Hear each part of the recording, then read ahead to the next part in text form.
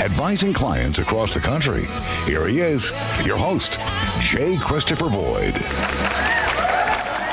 Welcome back to Something More with Christopher Boyd, our second hour of the program. Thanks for being with us. Something More is a financial program. We like to talk about all your dollar and cents issues, but also those quality of life issues that make the money matters matter. Our next guest is Ken Gronbach. He is a demographer, and his company is KGC Direct. Hey, Ken, thanks so much for being with us. It's a pleasure to have you. No, my pleasure. Well, demographics is one of these things that is so interesting to think about. How does this impact us in terms of our market, our economy, and so forth? I'd love to just start with, more general basic for our listeners. What are we talking about when we're talking about demographics? What is this? Essentially, you're talking about populations, and as populations as they relate to commerce, consumption, and talent pool. So it's two very important things, but that's not the big issue right now in demographics worldwide. The big issue right now is we're not having enough babies. We need babies. So, and this is happening in pretty much the entire developed world, right? Except the continent of Africa. Africa is a different story. Yeah. Let's talk about, first off, when it comes to demographic issues, there are some principles about, how this affects the economy, right? And maybe you could elaborate just to give us some basics on this. Like, what can we learn from understanding our population and the changing dynamics of that population? How does that affect economies? I'll give you a worldwide example, because right now our populations in the world is about 8 billion. It'll go to 10 billion based on the productivity of the continent of Africa, and then it will begin to fall. And the problem there is that market economies are very much like businesses. They can grow, but they can't shrink. They just don't know how to do it. You tell somebody that has a business, well, your market is going to fall in half. You're going to have to take appropriate action. And what do? You don't know what to do because it's never happened before. Yeah. So we have a situation. We have a situation in the world. When is this going to happen? It's probably going to happen around 2050, 2060. So I don't care. I'm gone. It's not your worry, huh? No, it's not my problem. Well,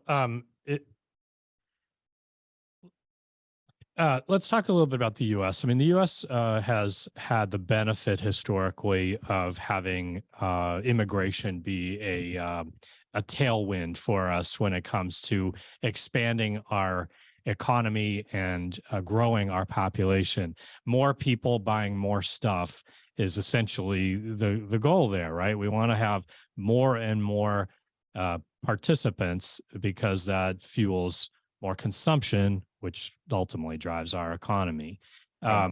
So when it comes to the United States, are we keeping pace with our own reproduction? Do we replace our own selves as a population? Just barely. We're at about 1.7, 1.8 in terms of fertility, and that's 1.7, 1.8 children per couple.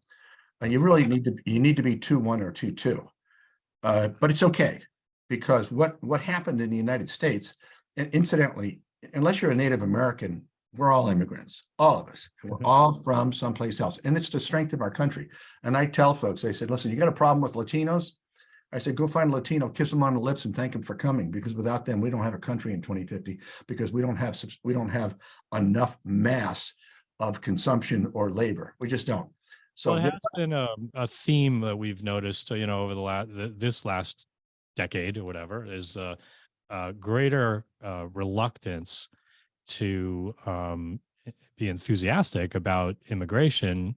I mean, of course, there's the difference between, lawful immigration and illegal immigration, that kind of thing that people worry about. But big picture, we should be really eager to encourage a immigration policy that is productive for having more people come into the country from this economic perspective, correct? Yeah, exactly. Without immigrants, we're cooked. We really are. Our population in the United States is about 335 million. Just to give you an example, we broke a record in 2007 that was set in 1957. In 1957, there were 4,300,000 live births in the United States. 51 years later, 2007, we produced 4,316,000 live births. It was a record, and that's very, very healthy. 25% of those live births were Latino. So, interesting. Yeah, you have to look at this big picture, 30,000 feet macro long term. If you're not doing it that way, if you're looking at some dim political view and worrying about illegal immigrants, that is a tiny, tiny part of our immigration. Tiny. Yeah. We need immigrants. We are immigrants. My last name is German. Okay, there are about 70 million people in the United States that are of German descent. 70 million. It's by far the most. The next, 60 million Latinos. The next, 40 million Irish. The next is about 10 million Italians. We're an immigrant nation. Get over it. Yeah. Well, let's talk a little bit about the retiring of baby boomers. Tell us a little bit about how this might have some consequence when it comes to the labor market. Did the pandemic create some pressures as it relates to this? I think, people retiring early or that kind of thing. How does that have some consequence on the economy? And, to some extent, I'd like to ultimately further the connection to investment, but I don't know if you're able to do that with us, but you follow Sure. me. Sure. In fact, I even started a hedge fund once. Oh, all right. Yeah, then you're definitely going to be able to. Yeah. No, but it's a very interesting story. Now, what's happening? The baby boomers were born 1945 to 1964. There are about 80 million of them, give or take. There aren't that many left now. I mean, there's a substantial number left now, but not 80 million. They're currently 59 to 78 years old. I live in South Florida. You want to see baby boomers? Come to South Florida, huh? Oh yeah. In fact, it's in season right now, and you can't get anywhere midday because the traffic is so unbelievable with baby boomers. Baby boomers, COVID exacerbated the exodus. Yes, it did. And I can't give you a number on that, but it exacerbated the exodus. Yeah. Our labor pool right now is suffering some problems, and not the least of which is the people that were born 1965 to 1984. Was that you? I'm just after that. I was 66. So you were born 1965 to 84. Yes. Oh, sorry. Yes. Yeah. Okay. Well, you're a problem because you're Generation X, and you are a minimal population. There were only 69 million of you. You were 12% less than the baby boomers that you followed, and the generation that's following you is 88 million, which is huge. The Gen Y millennials. So you're a hole in our population. You're the hole in our population. We called upon you to be labor to satisfy the needs of the boomers, and you couldn't do it because there weren't enough of you. And so you sucked. Yeah, well, okay, it's no problem. I mean, I still like you. Okay, we'll do our part. Okay. Yeah, you sucked in Mexicans by the millions because we needed them desperately for labor. The immigrant Mexicans that came in, and there's about 60 million of them now, a wonderful immigrant, but they are essentially manual labor, but they're growing. Their kids are getting educated. We're going to see them very, very soon as a professional and political force, but it's not yet. The generation right after you, Generation Y millennials, are entering the labor force very late. They've moved adolescents from 20 to 30 years old. Some of them, a good part of them, are still living with their parents because they have to. So we have a labor issue, and that's the labor issue. But you want to hear the worst labor issue? Big ones? I'm not sure I do, but yes. Okay, but it's dead serious, and there's not much data on this. Dr. Nicholas Eberstadt, PhD, Harvard, a colleague, wrote a book called Men Without Work. And he said he struggled to find data because there isn't any data on this, very, very little. Between the ages of 25 and 55, we have 120 million people in the United States. Take away the women, because the women are not the issue. 60 million men. What percentage of those men, 25 to 55, are underemployed or unemployed because they're felons? You want to guess? I'm not sure I do. 10%? No, it's a third. It's 20 million.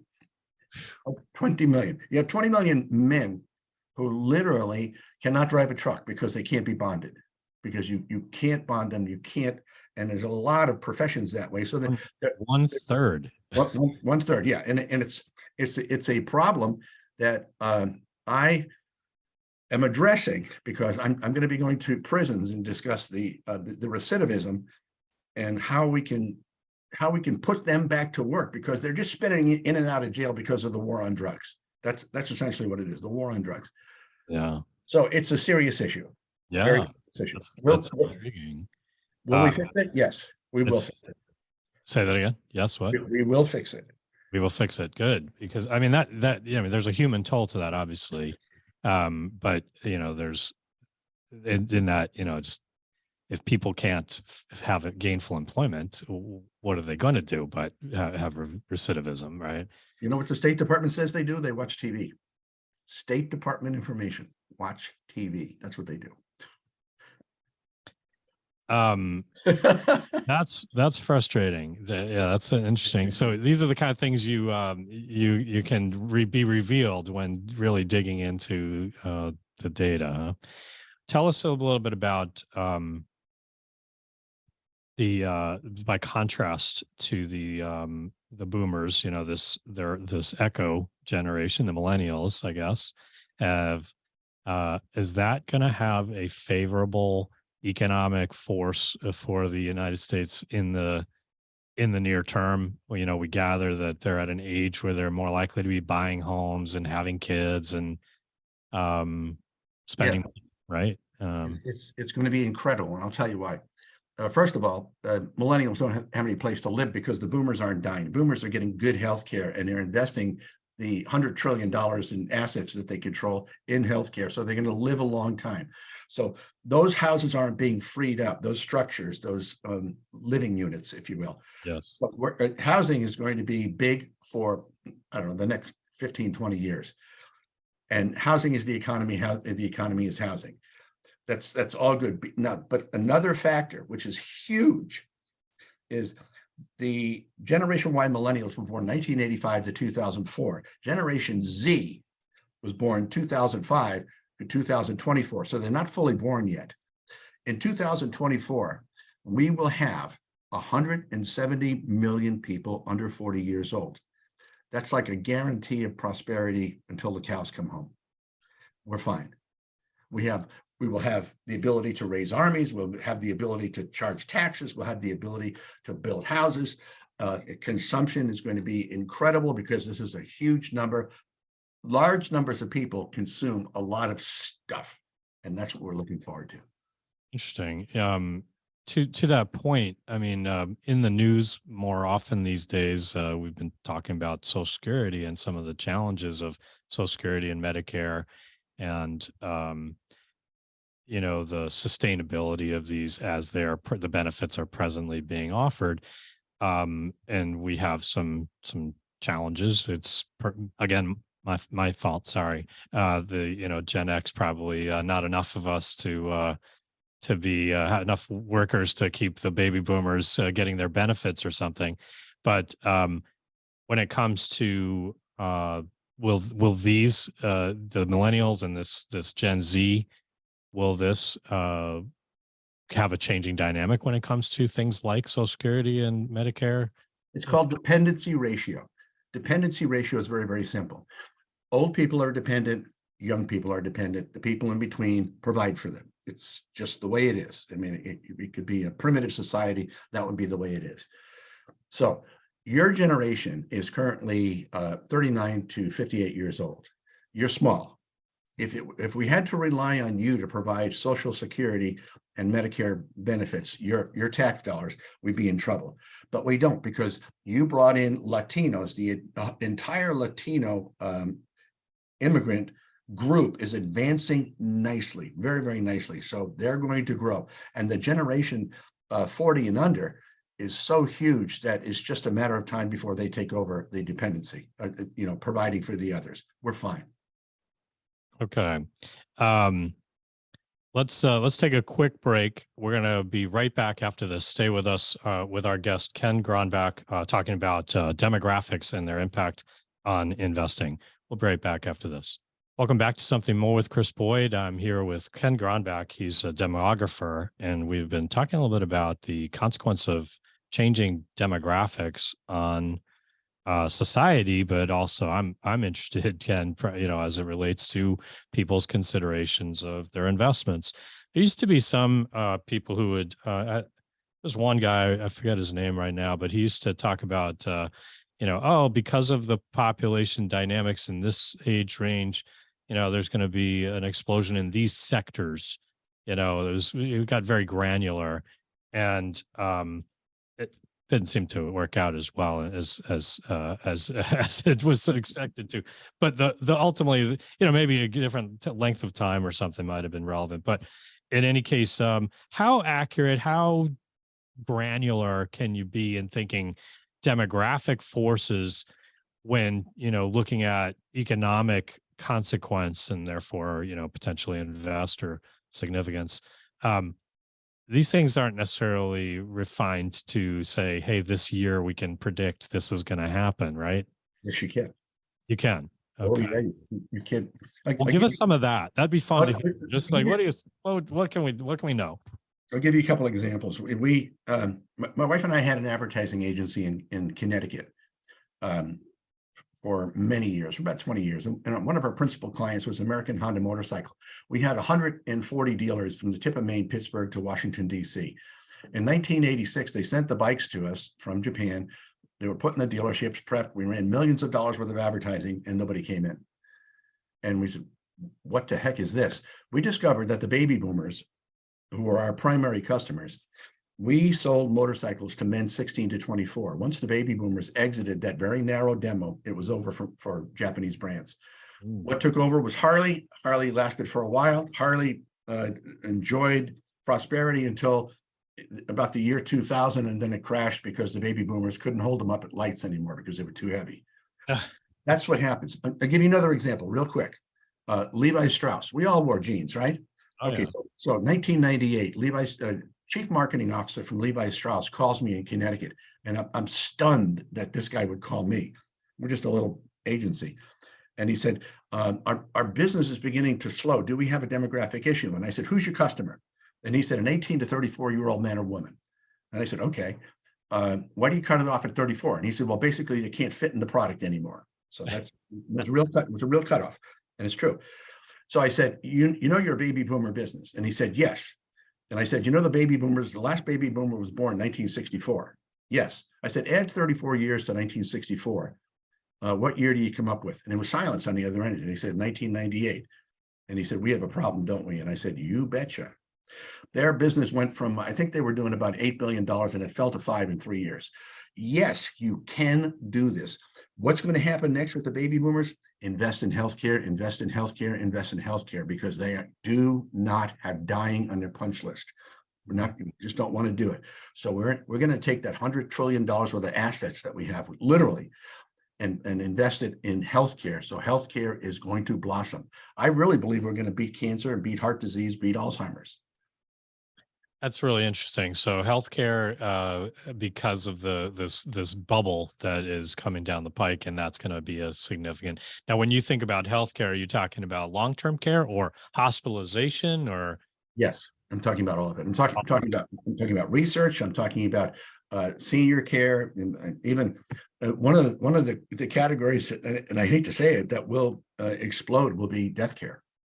Because we don't have enough cemeteries, crematoriums, or funeral homes to handle the baby boomers dying.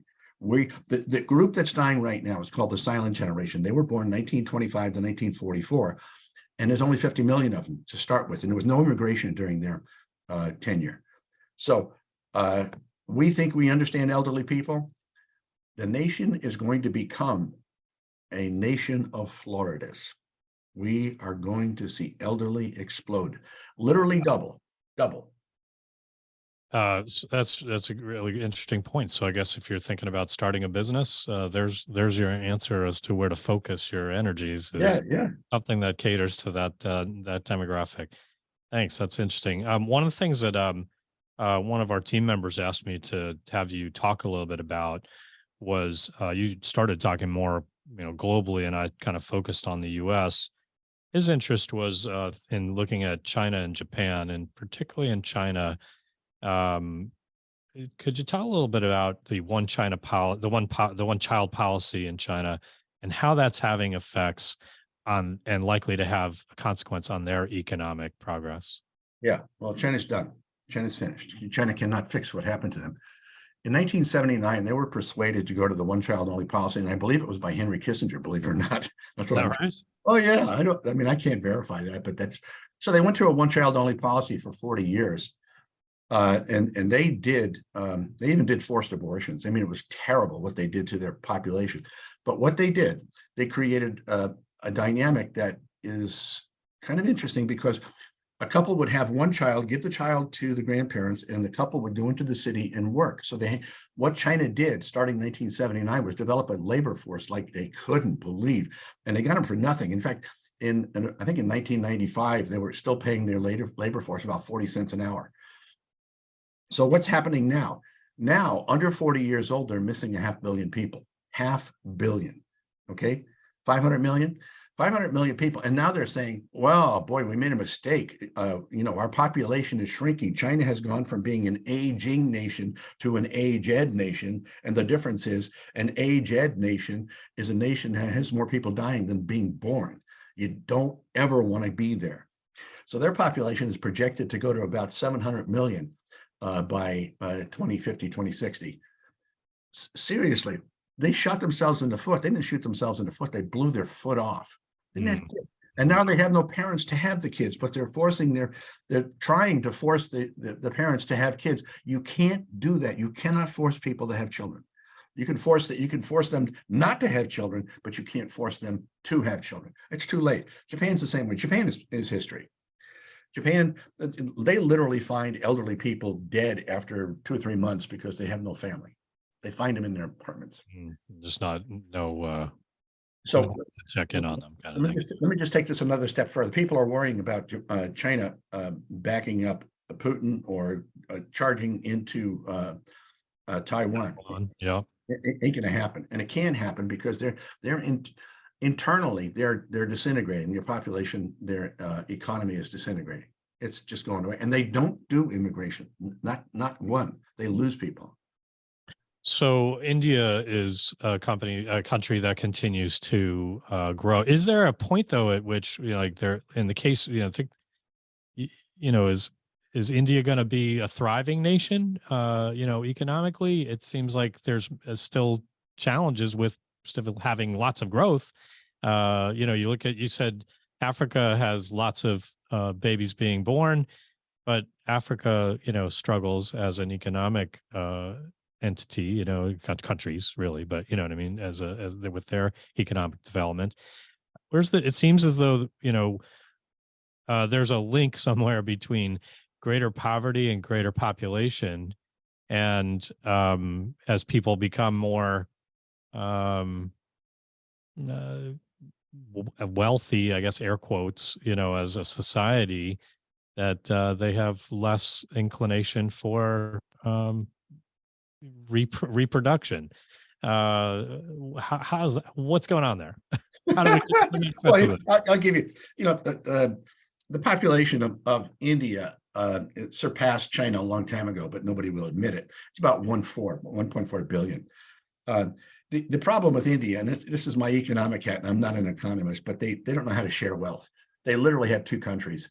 You can, like Mumbai, which is their financial capital, has a major limited access freeway running through it. On one side, you have high-rise apartments and office buildings, and then on the other side, you have metal boxes where people live without water. but Yeah. their GDP is around $2 trillion. Ours is 22. Give me a break. No, the best and the brightest from India go to the United States. And we have several million of them here, and they're wonderful. I don't know that we can invent a better immigrant.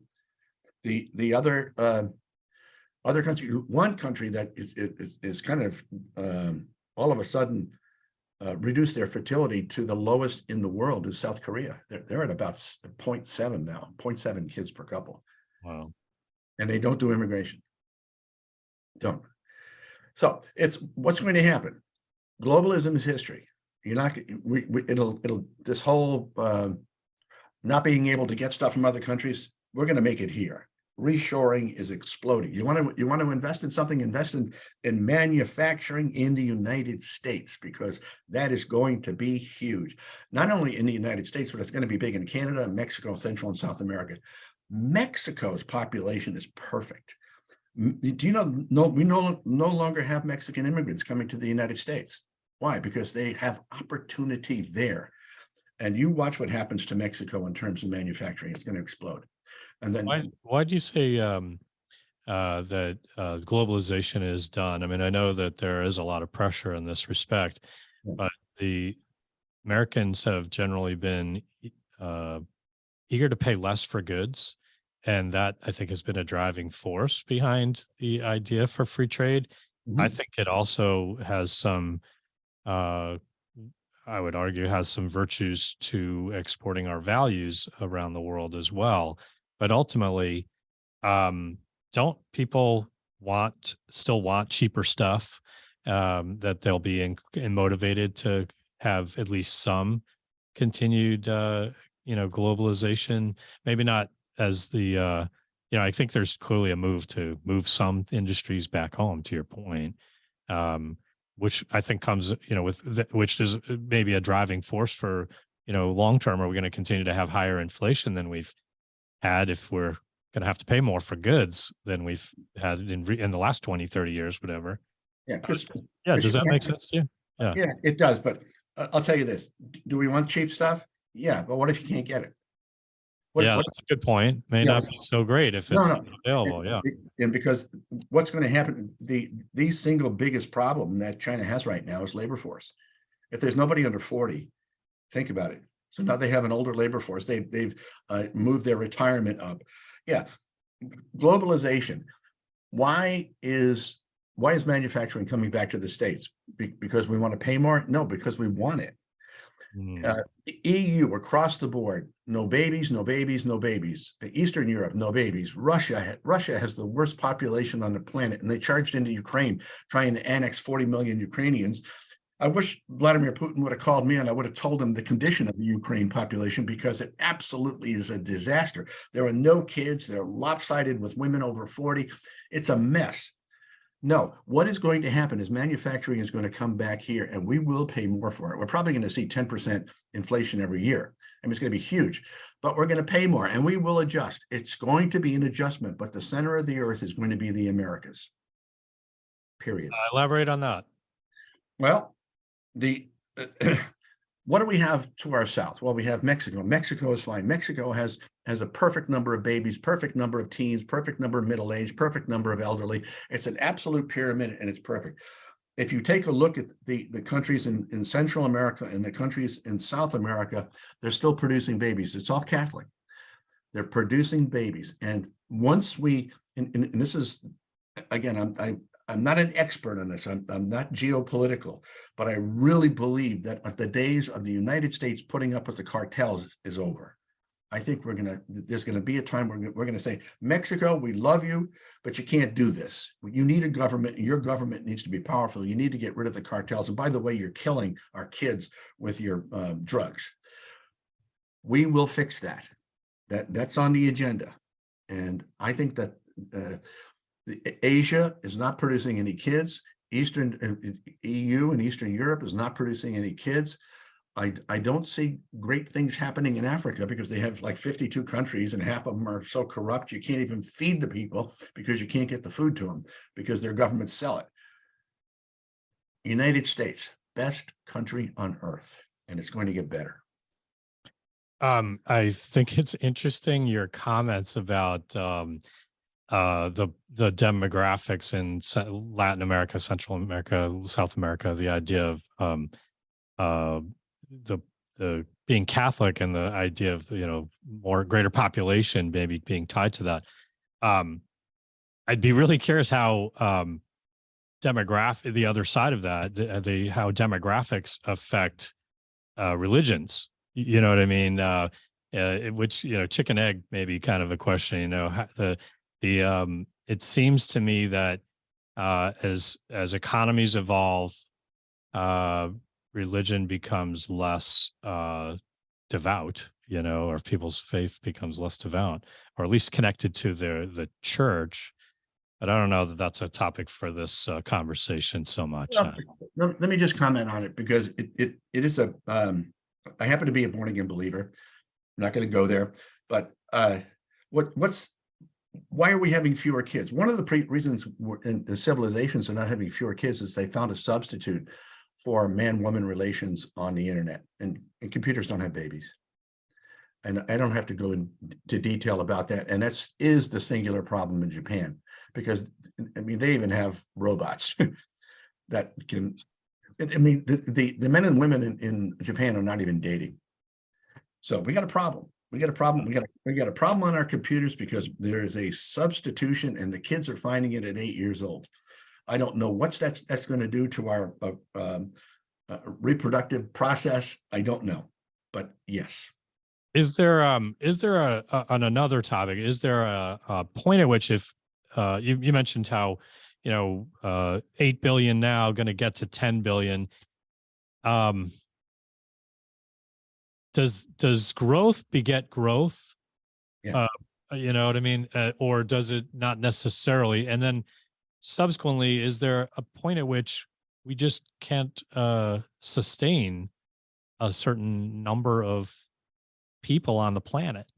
Yeah, Thomas Robert Malthus, I don't know when he said this, but it was maybe 100, 200 years ago, said that the population was going to grow and the food, the ability to feed them was not. It's nonsense. We produce enough food to feed the population right now by a factor of 2, and we throw half of it away. We're fine. Do you fly? I fly a lot. I'm in airplanes a lot. Do you look down? You think we have enough territory? Hey, if you wanted to, okay, if you wanted to take all the population of the earth, and you wanted to invite them to a party, and you wanted to have and make sure that they had 2 square feet so they could dance at your party, you could put all 8 billion people in Rhode Island. Wow. Traffic would be tough, though, I imagine. Yeah. I know. If you wanted to have people live with the same density as Manhattan, you could put everybody in Texas. No, we're fine. We get plenty of space. We get plenty of minerals. That's very interesting. I appreciate that. Tell me before we close, as we wind down, tell us about your business. You mentioned something in passing, but who hires you? What are the kind of occasions that you people? The people that hire me is anybody that deals with people, businesses, corporations, mostly larger, hire me to keynote at conferences, because what I do is my stuff is so broad, big picture, 30,000 feet. It makes people think and they understand it. Einstein once said, if you can't explain it simply, you don't know it. So I explain. I mean, I hope I've explained it to you very simply. I also do keynoting across the United States for government and associations and really anybody that deals with people and is trying to understand why they're growing or why they're shrinking, or where is their new market and what kind of products do they need to develop. Call me. We also do specialized research, and I also write books. And my latest book was Upside. You can get it on my site at KGC Direct. In fact, if you just Google Ken demographer, I come up wall to wall because there aren't many of us. All right. Well, we'll definitely include that in the show notes when we do the podcast, and the link to your site. What was the name of the book again? Upside? Upside, profiting from the profound demographic changes ahead. Can people follow you on any social media? Oh yeah, yeah. In fact, I just went on TikTok. I hate to say it. Ah, Yeah, and they put me on TikTok yesterday, and I got 150,000 views. nice. What? Right out of the gate. Nice. Yeah, yeah. You can. I'm. In fact, if you go to my site, it lists all the places you can find me. Terrific. And we came across you because you are going to be speaking for the Financial Planning Association. So appreciated. That's how we came across you. In any Are you case, going to be there? I hope to. Yes. Oh, cool. Well, let's hook up. All right. Terrific. Shake hands anyway, right? Yeah. Nice to have had you on. Thank you so much for being on the show with us. No, my pleasure. It really is. Take care, Chris. All right. We're going to be back with our final segment right after this. Stay with us. Welcome back to our final segment of Something More with Chris Boyd. Hard to believe how quickly the time goes. In any case, thanks for being with us again. I was thinking about talking a little bit about tax time for a minute, but I don't know if everyone had fun with their St. Patrick's Day. One of the things that I was thinking when I was a kid in school, we also had St. Joseph's Day, which I think is the day after St. Patrick's Day. I don't know. So anyway,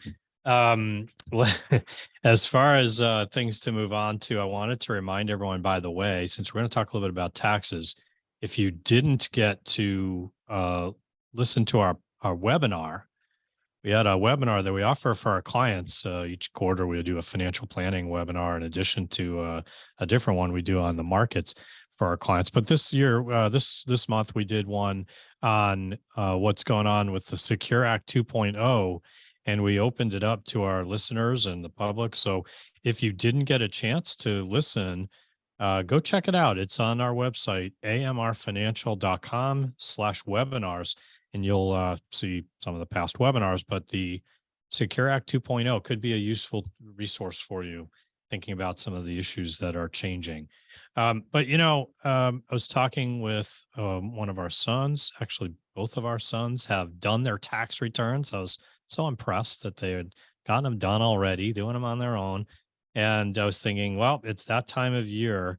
I wanted to give everyone a reminder so you're not, we still have time, about a month, but you don't want to leave it to the last minute. And that last weekend, it can be very stressful when you're doing that at the last minute of the trying to get it in before the deadline. So if you haven't started your tax return, start thinking about it. Might be time to do that. Okay. So one of the thoughts I had that might be worthwhile for you as you're thinking about your tax returns is, for some people, you may still be able to contribute to your IRA. I was talking with a client the other day. Their tax professional had suggested that if they would fully fund their IRAs, his and hers, they'd save about $3,000 on their tax return. And wouldn't that be great?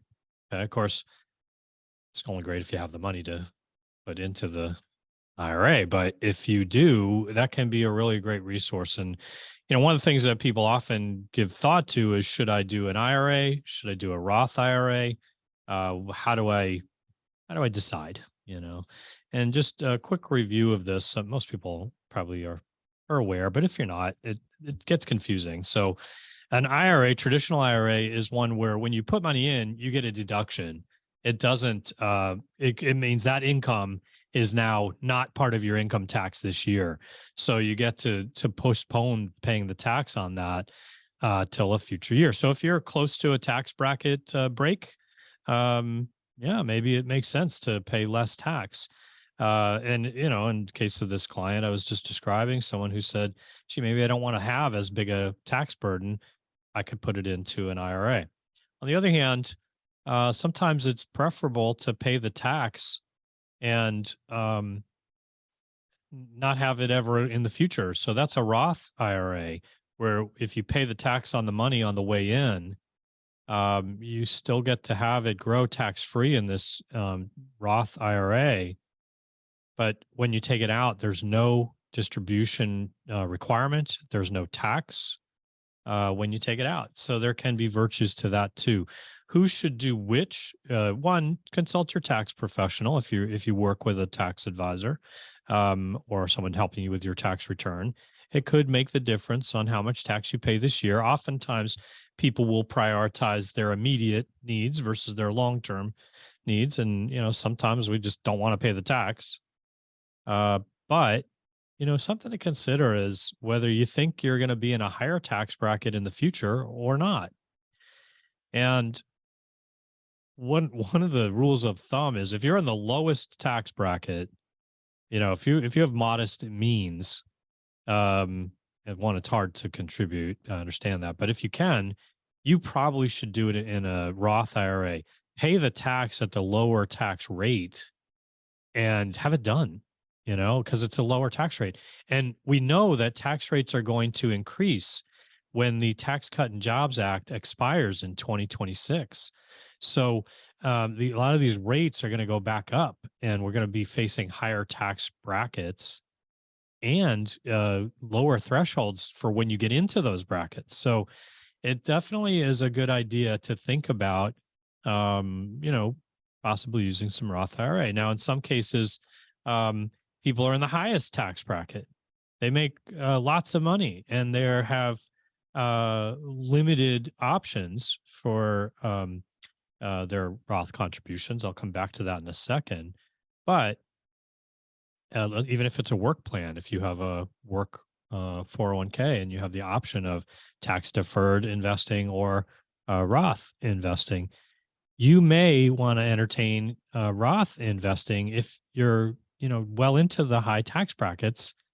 And the reason being that if you're really at that level, you're probably going to continue to be at a high level of taxation, even later in life, your retirement income and so forth. And so there's a school of thought that says, pay the tax now, because if you're in that kind of tax bracket now, you're probably going to be in a high tax bracket later, and tax brackets are probably going to go higher. Tax rates are going to go up. So, and then for other people in between, it can be really a question of your abilities, how much should go where. But this may be something for you to consult with a professional around. Should you use your traditional, should you use your Roth options? I mentioned the idea that some people who are in high tax brackets may have a hard time contributing to their Roth IRA. There are some thresholds for being eligible to participate. Essentially, if you have income, I'm just going to say this is for 2022 that I'm looking at, because I'm still thinking you might be looking to contribute for 2022. If you have income that exceeds $204,000 and up till $214,000, you might be able to do some, but it's a decreasing amount. And once you get past 214,000 for people who are filing jointly, you have a limit as to you're not eligible then to contribute to the Roth IRA. And for individuals, if you're, I think, filing single, it's something around 229,000. You start to hit this threshold, and you get limitations. But once you get past $144,000 of income, you're not eligible to contribute. Now, there is a practice that people utilize that's called a backdoor Roth contribution. And I would just mention to everyone that this is a viable possible way to kind of find your money into a Roth IRA if you make too much, air quotes, too much. But it's riddled with some complexities that you have to know the rules around. And one of those rules is that if you have an existing IRA, probably not going to be a good option for you.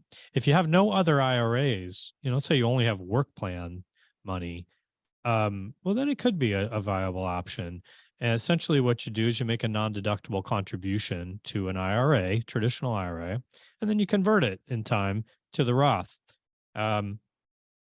You maybe you make too much perhaps to make a deductible contribution, but so the money goes onto the tax return as a contribution, but it's a non-deductible contribution, and then it ultimately gets converted. But if you have other IRAs, it gets more complicated because you don't get to choose. I just want to convert this one that has the non-deductible contribution, and not that other stuff that has, I'd have to pay tax if I convert those.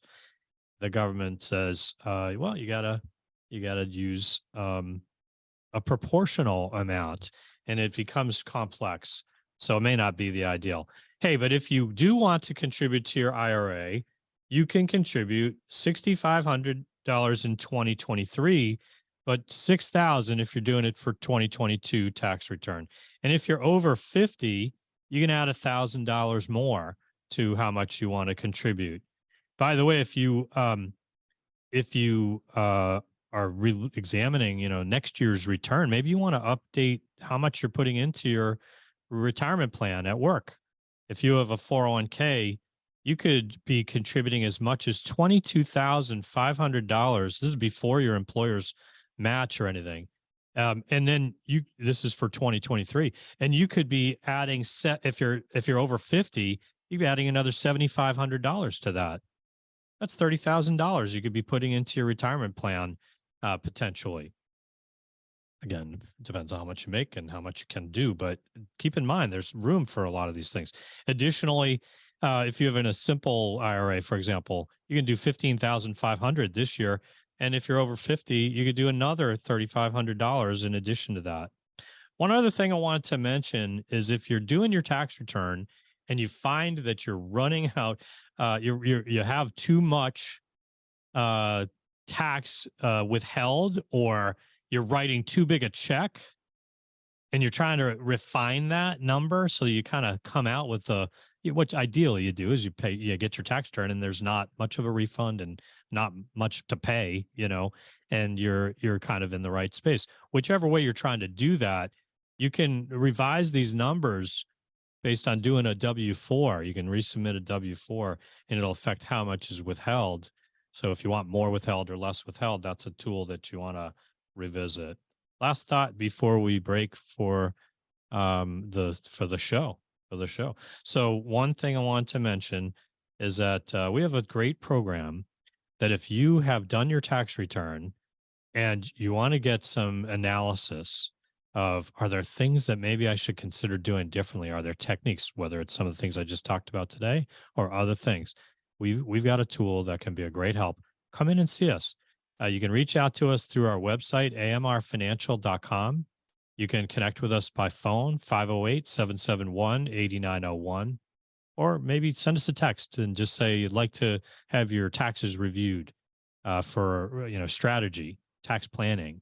508-915-3700 is the way to text us. So in any case, we'd love to hear from you if we can be of help, whether it's around some tax planning, your portfolio, your overall, strategy around financial planning. Reach out to us. We're happy to be of help. Thanks for being with us throughout the show today. Hope you enjoyed it. Tune in through our podcast and like our podcast. You can find that wherever you like to listen to podcasts, iHeart, iTunes, Spotify, Audible, whatever it might be. We'd love to hear from you. And tune in each week. Until next week, keep striving for something more. You're listening to Something More with Chris Boyd, Financial Talk Show. Asset Management Resources, LLC, and J. Christopher Boyd, CFP, provide investment advice on an individual basis to clients only. Proper advice depends on a complete analysis of all facts and circumstances. The information given on this program is in the nature of general financial comments and cannot be relied upon as pertaining to your specific situation. AMR, LLC cannot guarantee that using the information from this show will generate profits or ensure freedom from loss. Listeners should consult their own financial advisors or conduct their own due diligence before making any financial decisions.